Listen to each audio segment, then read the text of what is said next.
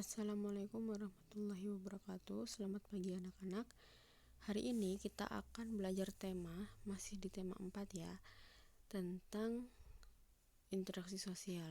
Nah, interaksi sosial sendiri adalah hubungan timbal balik antar dua orang atau lebih.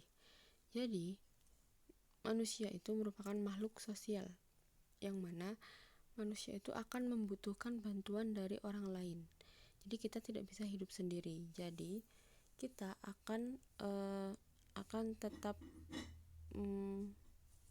berhubungan dengan orang lain, entah itu secara individu maupun kelompok. Nah, ada 3 jenis interaksi sosial, yaitu yang pertama ada interaksi antar individu, yang kedua yaitu ada interaksi individu dengan kelompok, dan yang ketiga yaitu interaksi kelompok dengan kelompok. Nah, interaksi sosial di lingkungan masyarakat. Nah, ini beberapa contohnya ya. Berikut contoh interaksi sosial di lingkungan masyarakat. Yang pertama, melaksanakan kerja bakti secara rutin. Yang kedua, mengadakan ronda malam atau siskamling. Yang ketiga, menyelesaikan masalah lingkungan melalui musyawarah. Yang keempat, saling menghormati dan menghargai sesama. Yang kelima, tidak mengganggu orang lain yang sedang beribadah. Yang keenam, menjunjung tinggi rasa toleransi antar umat beragama. Yang ketujuh, tolong-menolong dengan warga sekitar. Dan yang terakhir adalah mengadakan perlombaan atau kegiatan yang dapat meningkatkan kebersamaan.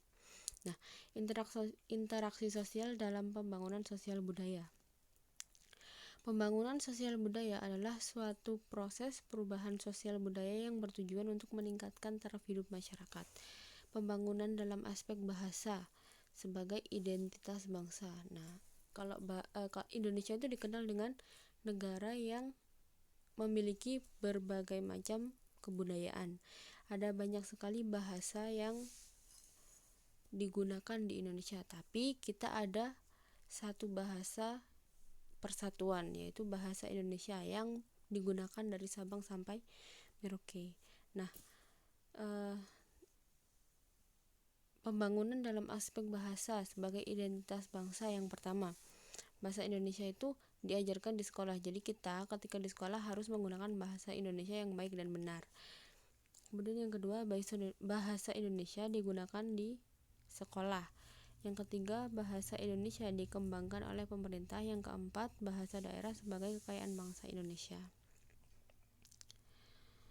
Pembangunan dalam aspek adat istiadat dan tradisi. Yang pertama, melestarikan adat istiadat di suatu daerah.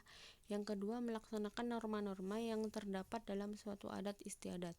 Pembangunan dalam aspek interaksi dengan alam. Yang pertama, mengolah sumber daya alam. Yang kedua, membangun sarana dan prasarana. Nah, interaksi dalam bidang pendidikan. Nih, ada 4 macam interaksi dalam bidang pendidikan. Yang pertama, interaksi siswa dengan siswa. Yang kedua, interaksi siswa dengan guru. Yang ketiga, interaksi siswa dengan sumber belajar. Dan yang terakhir adalah interaksi siswa dengan lingkungan sekolahnya. Interaksi sosial dalam bidang ekonomi. Nih, contohnya ketika terjadi transaksi jual beli dengan pedagang buah, itu merupakan contoh interaksi sosial dalam bidang ekonomi.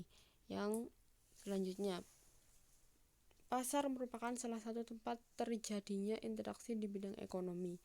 Selain transaksi kebutuhan barang, transaksi kebutuhan jasa juga termasuk interaksi ekonomi yang menghasilkan uang.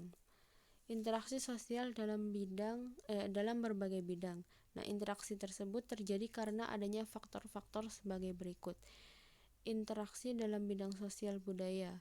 Kita harus dapat beradaptasi dengan lingkungan agar keberadaan kita dapat diterima. Yang kedua, berinteraksi dalam bidang pendidikan. Proses belajar mengajar dapat berjalan dengan baik. Yang ketiga, interaksi dalam bidang ekonomi. Masyarakat dapat melakukan dengan transaksi jual beli. Sekian materi untuk IPS kali ini tentang interaksi sosial. Apabila ada yang kurang jelas bisa ditanyakan. Bu Putri akhiri, terima kasih. Wassalamualaikum warahmatullahi wabarakatuh.